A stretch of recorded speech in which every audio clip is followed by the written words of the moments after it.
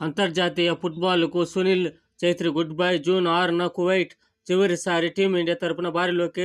Professional లీగ్లో కొనసాగనున్న భారత star forward ఆటగాడిగా ఎదిగాడు.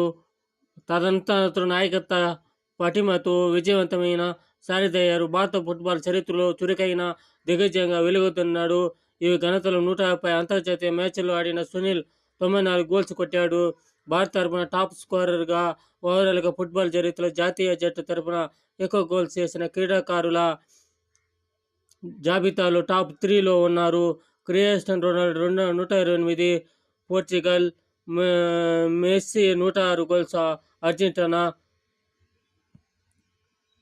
మన భారత ఆణిముత్యం సచిన్ మాదిరిగా ఫుట్బాల్లో దేవుడు చల్లగా దీవించాలని, వచ్చే జీవితాన్ని అంతా